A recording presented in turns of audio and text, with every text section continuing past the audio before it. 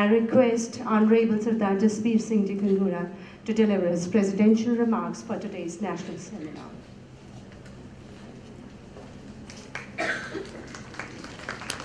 Professor Gurveer Singh Sarna, Dr. S.S. Toana, Dr. Mrs. Karamjit Kaur Virdi, Mrs. Parveen Arora, presenting scholars, distinguished guests, ladies and gentlemen. It gives me great pleasure to be here today, to have been asked to provide a short address on the working of Panchayati Raj, with particular emphasis on Northwest India. लेकिन problem ये है जी कि ਜਦੋਂ ਤੁਸੀਂ politician ਨੂੰ stage ਦੇ ਦੋਗੇ, then I think shortness is unlikely to happen. So ਪਹਿਲਾਂ ਤਾਂ ਮੈਂ Dr. Toana ਹੋਣਾ ਤੋਂ ਮਾਫੀ ਮੰਗਦਾ, because he is very kindly obliged by dividing his time, his address into two parts.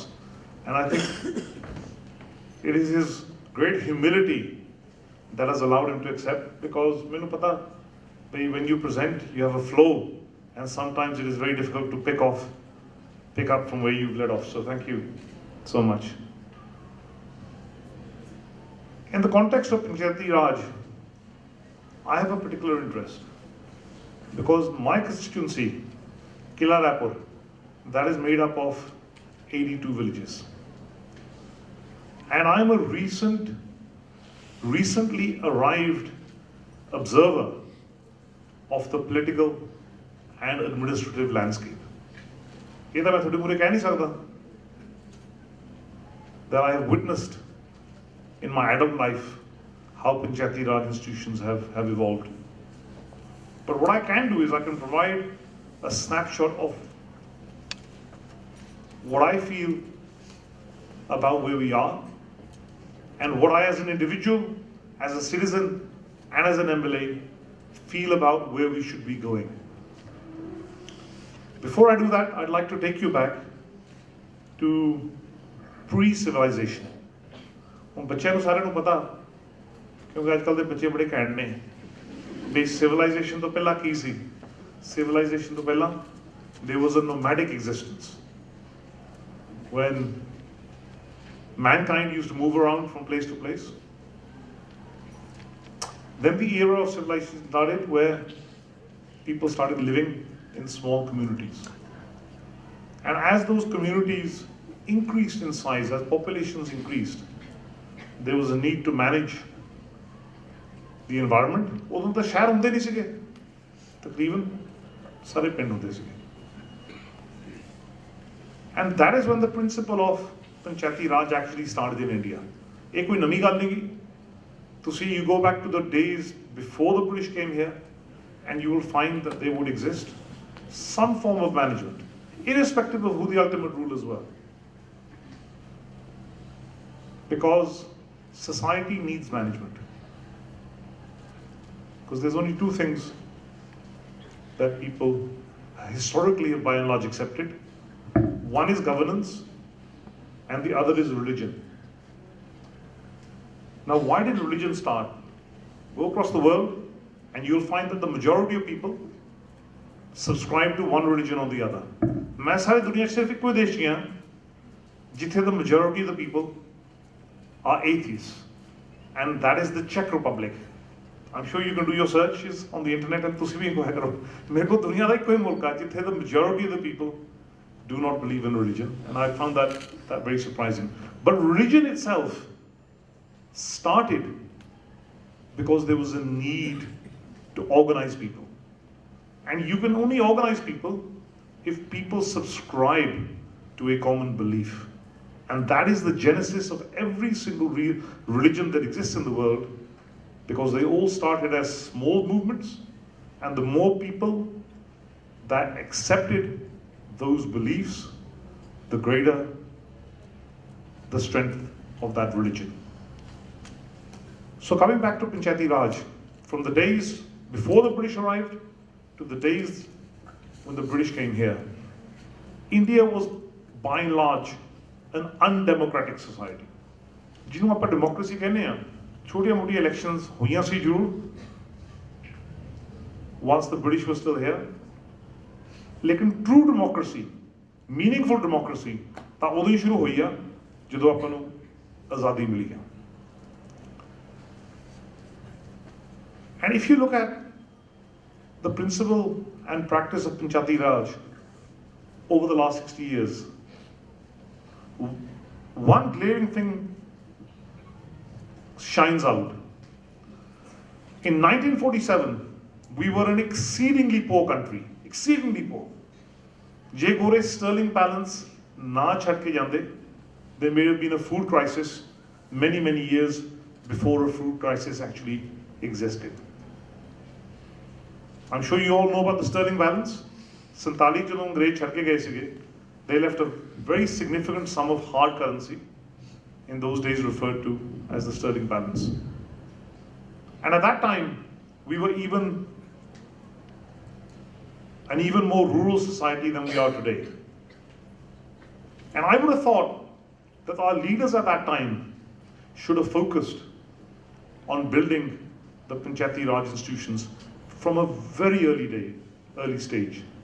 Yet if you look at the history, it took us many, many years for significant legislation. It took us many, many years to move the constitutional amendment as we did in 1992. And the Ministry of Panchayati Raj did not come into being until 2004. And I think that was actually a slow process. Because if this country needs anything, we need to protect the interests of our rural communities. If you look at rural Punjab today, when I look at my villages, I tend to divide my villages into 5 categories of people. At the top, you have the large farmers. And definition of large, har ek saal dilute ho jandi hai because average land holdings decrease. But today in Punjab, anybody who's got more than 7, 8, 10 acres feels that they are a large farmer. And generally speaking, they tend to be the more prosperous members of society that live in our villages. Then you have the government employees, especially with the rates of remuneration, salary scales that exist today. You have the current and retired government employees who tend to be significantly better than the rest of society. Then you move on to the small holding farmer, small scale farmers. 20, that's 60% of society. And then you have what, in my opinion, in my mind, I classify as the poor, the bottom 40%. And in that you have the poor and then you have the very poor. And when I look at the very poor, I look at the bottom 20%.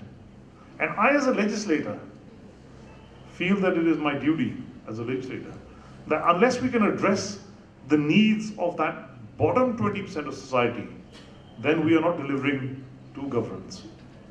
So as an opposition MLA,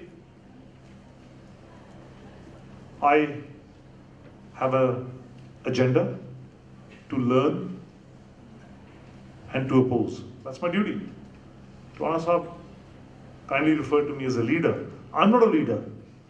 There are many MLAs here. I'm a learner.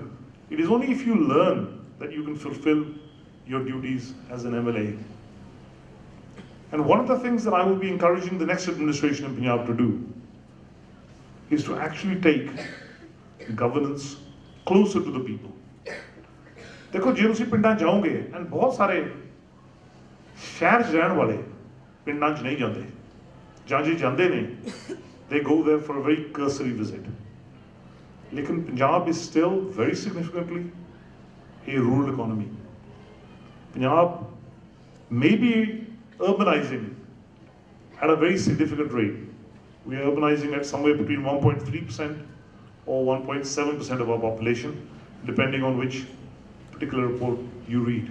But that still means that for the next generation, the majority of Punjabis are going to live outside of the cities. So that is where we need to look at whether government delivers what it is obliged to do. And when you look at that bottom 20%, I can tell you with my hand on my heart that the government has failed to deliver to the bottom 20%. And that's where we need to direct ourselves. The people above them, we have to have our priorities. It means that the system of Panchayati Raj, as it's implemented in Punjab today, is not effective. If you take any independent report into the workings of the Panchayati Raj institutions in Punjab, you will find that there are good states, verify kar denge, like Kerala and Karnataka, that regularly come out at the top of the league and regularly win prizes, 1.5 crore rupees, 2.5 crore rupees, handed out by the Ministry of Panchayati Raj. Where does Punjab come? Depending on which report and which year you take, Punjab comes at number 20, 21. And I think that is shocking, because we are a rural economy. Other states are urbanizing, have urbanized much more than us. Yet a state that is as predominantly rural as Punjab, not only in the context of poverty, but in the context of wealth generation. We are an agrarian economy. So if Punjab de vich apni rating B number there, I think that is a sad reflection on how we are governed. What would I like to see? People who live in villages expect certain things from government. What do they expect? They expect primary and secondary education. They expect at least primary health care. They expect other social services, such as the distribution of pensions, Shravan scheme checks, etc. They expect village level infrastructure. For example, village level roads, water supply and sanitation, community programs. And they expect employment. Now, I as an MLA feel that whilst the 3-tier system of panchayats, block samtis and Zilla Parishads as it exists in Punjab today, on paper should deliver the results, actually it doesn't deliver the results. What do we have in Ludhiana today? We have theft of Indira Awas Yojana funds exceeding 1 crore rupees from the ADC's office in Ludhiana. We have blatant disregard for the rules of the central social welfare schemes. The money that should be going directly to poor households to remedy their houses, pakkiyan chhattan lai, up to a sum of 35,000 rupees, ਉਹ ਪੈਸਾ ਗਰੀਬਾਂ ਨੂੰ ਨਹੀਂ ਜਾਂਦਾ। ਲੈਟਰੀਨਾਂ ਦਾ ਪੈਸਾ, hand pumps ਦਾ ਪੈਸਾ consolidate ਕਰਕੇ ਸਰਪੰਚਾਂ ਨੂੰ ਦਿੰਦੇ ਆ। So from the start you have totally undermined the entire process. ਬਾਅਦ ਪਤਾ ਜਿਹੜੇ ਆਪਣੇ ਗਰੀਬ ਜਨਤਾ, most of whom are illiterate or semi-illiterate, ਉਹਨਾਂ ਤੋਂ ਤੁਸੀਂ ਗੁੱਠਾ ਲਵਾ ਲੈਂਦੇ ਹੋ ਜਾਂ ਸਾਈਨ ਕਰਾ ਲੈਂਦੇ ਹੋ। But fundamentally ਪੈਸਾ ਜਿਹੜਾ ਪਹੁੰਚਣਾ ਚਾਹੀਦਾ it doesn't actually reach there.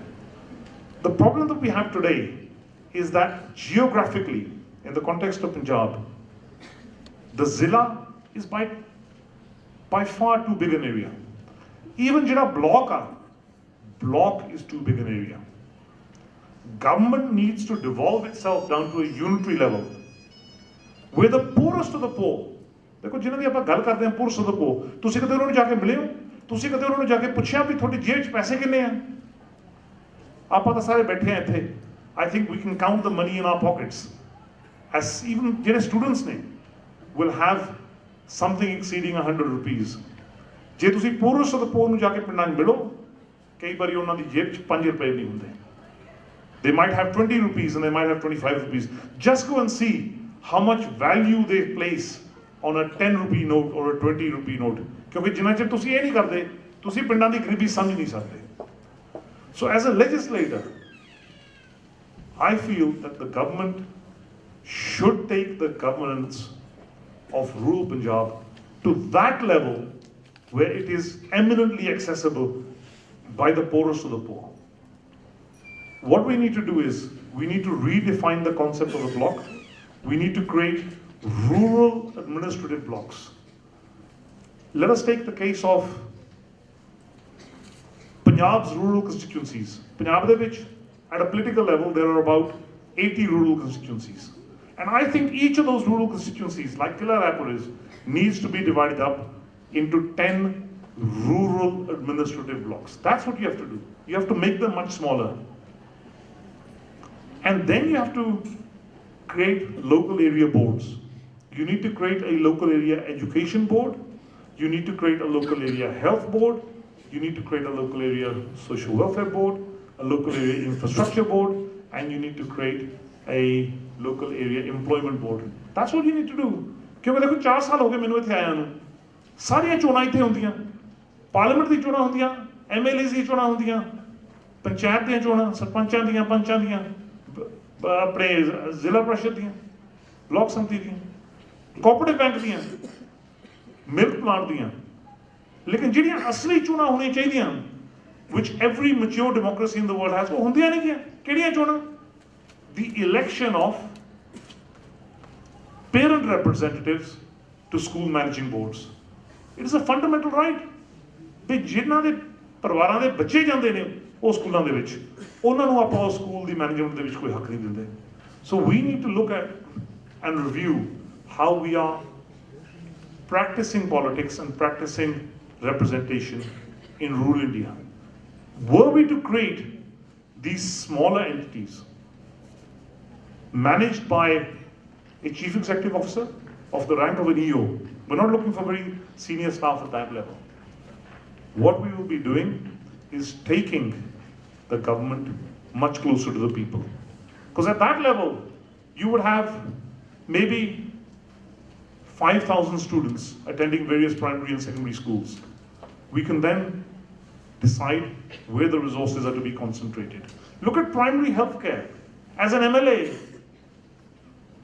I regularly go to villages and I attend health camps. Kalu bhi ja rahe hain punishment day health camp. Health camps lagdiyan kyun hain? Kyunki jehdi primary health care the government has failed to provide it in our rural areas. Doctors don't want to work in our villages. The pharmacies that we create very often are ill-equipped. Manpower nahi hundi, jehdi manpower hundi hai, oh the hundi nahi. So, primary health care, the first port of call for anybody who is ill, for preventative medicine, effective facilities don't exist in our villages. And unless you give the responsibility for that to the local citizens, maybe it will never exist. Local employment, NREGA. NREGA is the biggest social welfare scheme that has ever arrived in India. You look at its management today, it is thoroughly inept, it is full of nepotism, and in all probability, it is as corrupt as every other social welfare scheme of the government. You look at what's meant to be happening in our villages. Jinne bhi paise jande hain, this system of regulation, self-governance, self-governance.